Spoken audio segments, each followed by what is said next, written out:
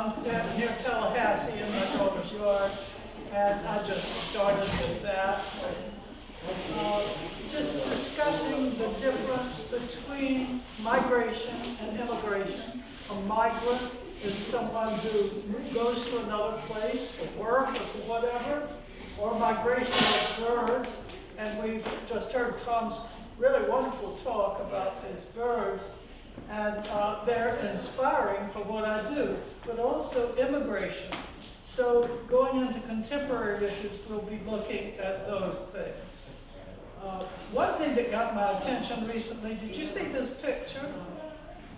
This is a flamingo, a wild flamingo, at the St. Mark's National Wildlife Refuge, or I think it's national, but anyway, Wildlife Refuge.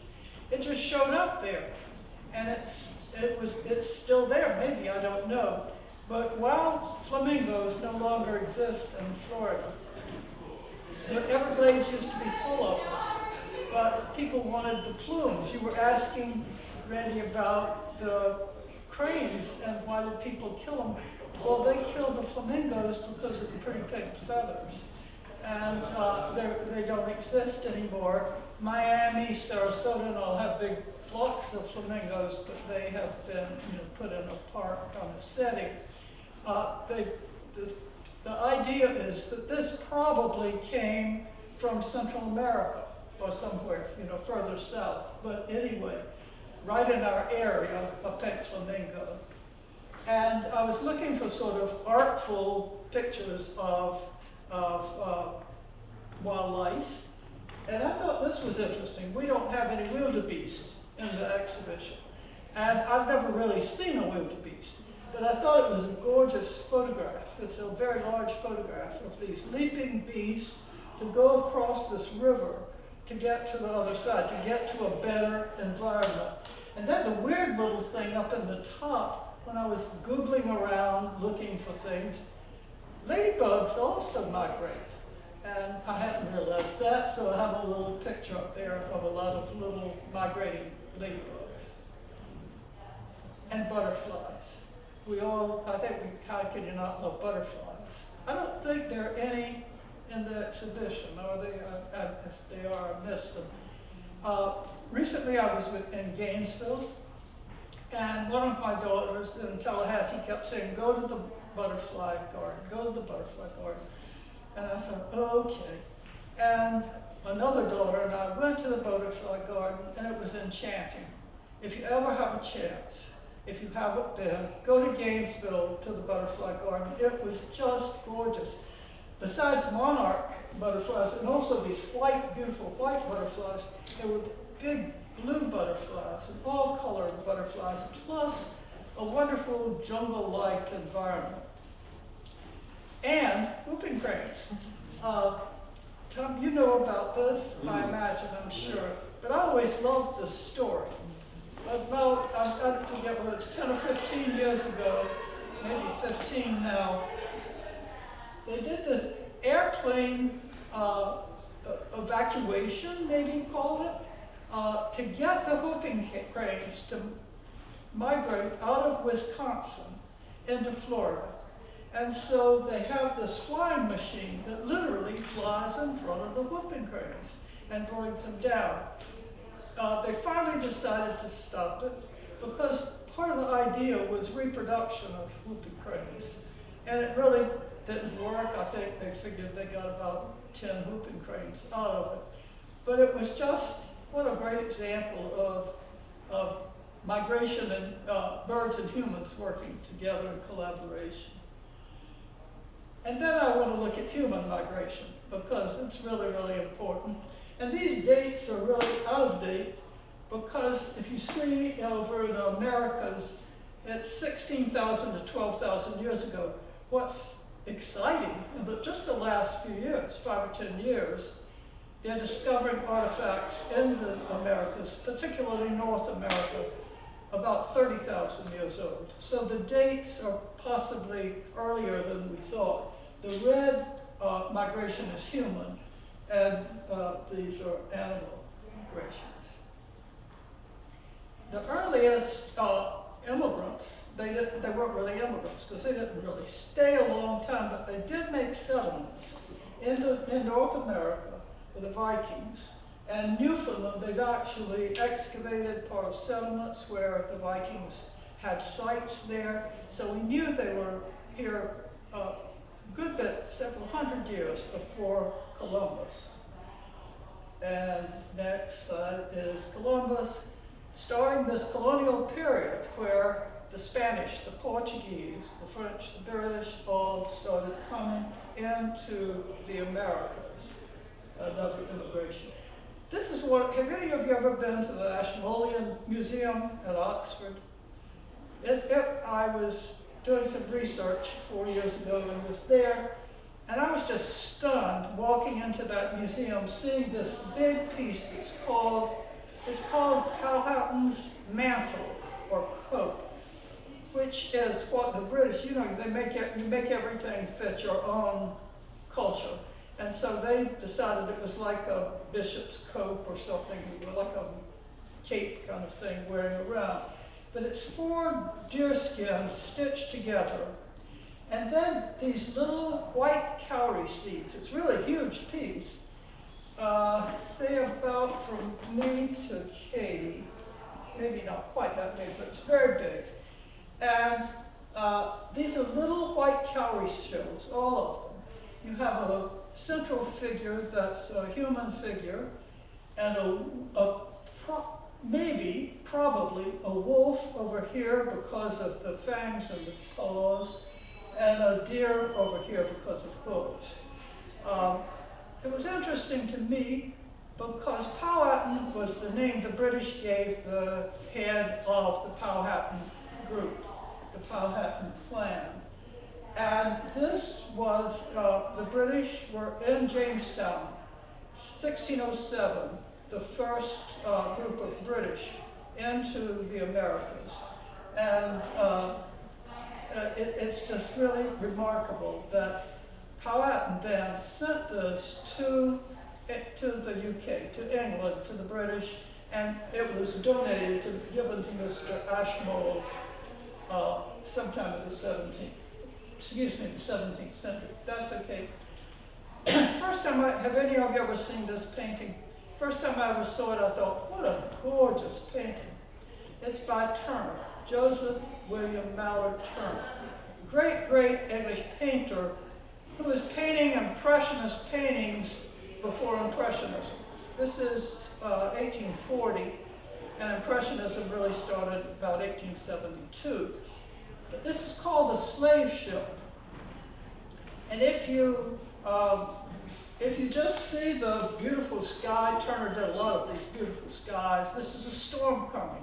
So what happens? The ship's too heavy. What did they do? They threw slaves overboard. And this was not an uncommon occurrence. But I would call this forced migration. Bringing slaves, the British were slavers, the worst slavers were probably Portuguese, next the Spanish, but it was a very lucrative trade. But this was a big form of migration. And then yesterday I was thinking, but I didn't include the Irish. Huge Irish migration into the Americas, into Boston. Savannah has a huge Irish population too. And the potato famine. Between 1845 and 1852, millions were leaving Ireland because they were literally starving to death. The British played a large part in that.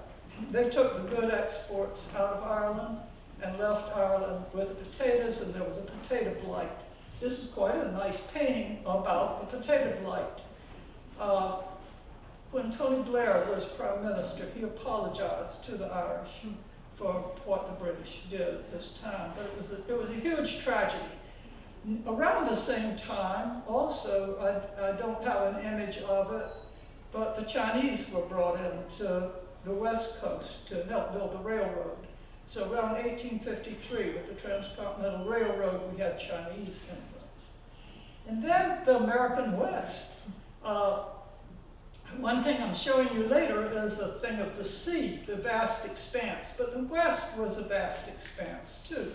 after 1803, when it was bought by Jefferson and the United States, one of the great painters, a German but American painter, Albert Bierstadt, and this is called the American West, and it's hard to see these, I know, but you have covered wagons, you have cattle, horses, and sheep, all going out to the west, the manifest destiny, that this was everybody's opportunity and destiny to go. You know, we didn't think about the Native Americans out there, but we did think everything was ours. And Bierstadt did magnificent, big paintings of landscapes in the West. Intimate. And then the Phillips collection in Washington, D.C. has a magnificent collection of Jacob Lawrence's paintings. Underground Railroad Migration Series, he calls it. But this is the migration of African Americans from the South to the North for better opportunities, because the opportunities were so limited in the South, and really difficult times. Jacob Lawrence was just an amazing, amazing painter. If you ever are in Washington, D.C., and I'm sure at some point you will be, do go to the Phillips collection. When I went to see Renoir's Luncheon of the Boating Party, his greatest, a beautiful painting that had just been restored, and I saw that the Jacob Lawrence paintings were also there, and it's a treasure. One of my students, this really lovely young man from Costa Rica, Andrés, is a filmmaker. He graduated in 2018. And he said, the moment my best friend from Yemen became a refugee in Canada was the moment I knew I had to tell his story. And he sent me an email about 2 months ago telling me about this. Okay. His best friend, Ahmad, was also in my class. And Ahmad, I remember when the war started in Yemen, I said, Ahmad, how is your family? He said, I'm trying to find out now. And then later he told me his family was okay, they had gotten out. But these students come and then they can't go home. The same year we had a Syrian student who couldn't go home. So if you'll go to the next. And just a few days ago, less than a week ago, I saw this picture of a Syrian camping out in Roman ruins. And I thought, well, the Romans were migrants. The Romans were going all over the Mediterranean and Europe. And here a Syrian, millions of Syrians have had to leave Syria. Also, just yesterday when I was looking at things, Assad, the president of Syria, has invited people to come back. Well, if you had people killed for, I forget how many years, 10 years nearly of the civil war, you would wonder whether you could go back safely or not. So, and then in Florence in 2016, about this time of year, end of November, early December, I was there, and I walked up to the Strozzi Palace, and there's this big exhibition by Weiwei. Have any of you ever heard of Weiwei? Major Chinese artist, big contemporary artist. He was jailed about 4 or 5 years ago. For 2 months, nobody knew where he was. His studio, millions of dollar studio, destroyed because he had defied the government and accused them of negligence in building schools in northern part of China where the big earthquake occurred a few years ago, and thousands and thousands, I don't know, hundreds of thousands of people killed. It's okay to be political sometimes in China, but not directly confronting. And Ai Weiwei directly confronted him, gave him the finger. He dropped a Ming Dynasty vase and broke it. He took another one and wrote Coca-Cola on it. He owned these things, but it's sort of desecration of China. And then all over this palazzo were these huge pieces by Ai Weiwei. There were rooms also of documentation. They were fascinating. They really, really were interesting. Another big exhibition at the Phillips who knew? I mean, the Phillips seems to be very traditional, beautiful museum, but they're getting into some interesting art. This is called The Warmth of Other Suns, Stories of Global Displacement, and talking about the mythic landscape of the American West, also the Mediterranean, the Great Seas, and migrants who go across the Mediterranean to Italy, to Greece, and such. And this is a French Algerian, and if you know the Algerian-French history, it's pretty tragic. But Kader Attia was born in France, but he's also of Algerian parentage, and it goes back and forth.